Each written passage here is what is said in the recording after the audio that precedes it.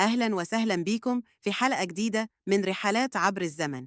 النهاردة موضوعنا عن أكلة منتشرة في كل بيت تقريباً، وكلنا بنلجأ ليها لما بنكون مستعجلين أو مش عايزين نطبخ: الإندومي. الأكلة السريعة اللي البعض بيعتبرها الحل السحري للجوع، والبعض الآخر بيشوفها خطر كبير على الصحة. لكن السؤال اللي بيطرح نفسه: هل الإندومي أكلة بريئة ومجرد وجبة سريعة، ولا هي فعلاً خطر لازم نبعد عنه؟ في الفيديو ده هنغوص في كل التفاصيل اللي تخص الإندومي، وهنوضح إيه المكونات اللي فيها، وإيه اللي بيخلي البعض يشوفها مضرة، وإزاي نقدر نقلل من أضرارها لو حبينا ناكلها. لو دي أول مرة تشوفوا القناة، ما تنسوش تعملوا اشتراك وتفعلوا الجرس عشان يوصلكم كل جديد. يلا بينا نبدأ. في البداية خلينا نعرف الإندومي عبارة عن إيه. هي نوع من النودلز الجاهزة اللي بتكون محفوظة في عبوات صغيرة، وبتتحضر بسرعة بمجرد ما تضيف عليها مياه سخنة. مع كل عبوة بيجي كيس بهارات وزيت ونكهات مختلفة عشان تضيف لها طعم مميز. لما نشوف ده بنقول بسيطة، أكل سريع ولذيذ. ليه البعض بيعتبرها مضرة؟ أول حاجة هنتكلم عنها هي المكونات. الإندومي بتتكون أساساً من النودلز اللي معمولة من دقيق القمح وزيوت مكررة ومواد حافظة عشان تفضل صالحة لفترة طويلة، وده طبيعي في المنتجات الجاهزة. لكن المشكلة بتيجي لما نبص على كميات الملح والزيوت اللي فيها. البهارات بتكون مليانة صوديوم، وده ممكن يكون خطر جدا على الناس اللي عندها مشاكل في الضغط أو القلب. الدراسات بتقول إن تناول كميات كبيرة من الصوديوم بيزود خطر الإصابة بارتفاع ضغط الدم وأمراض القلب. نيجي للنقطة التانية، وهي القيمة الغذائية. للأسف الإندومي مش أكلة متكاملة.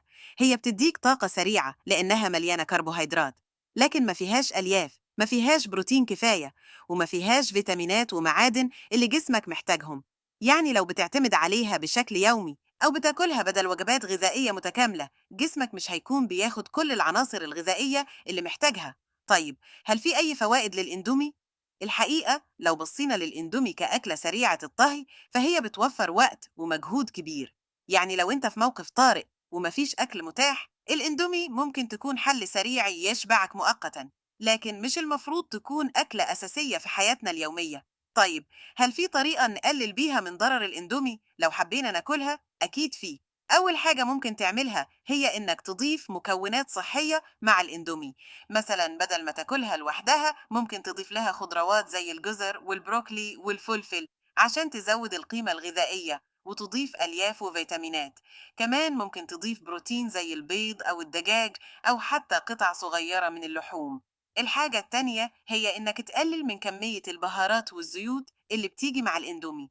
يعني بدل ما تحط كل كيس البهارات، جرب تستخدم نصه أو أقل عشان تقلل كمية الصوديوم اللي بتدخل جسمك. وأهم حاجة، حاول ما تعتمدش عليها كوجبة يومية. خليها حاجة بتاكلها من وقت للتاني، مش أكتر. في النهاية الإندومي زيها زي أي حاجة في حياتنا. لو استعملناها باعتدال وبذكاء، ممكن نستفيد منها أو على الأقل نتجنب أضرارها. لكن لو اعتمدنا عليها بشكل مفرط، أكيد هتسبب مشاكل صحية على المدى الطويل. خلي دايما أولويتك الأكل الصحي والمتوازن، وحافظ على صحتك لأنها أغلى حاجة عندك. لو عجبكم الفيديو ما تنسوش تعملوا لايك وتشتركوا في قناة رحلات عبر الزمن. فعلوا الجرس عشان يوصلكم كل جديد مننا. أشوفكم في الحلقة الجاية مع موضوع جديد ومثير.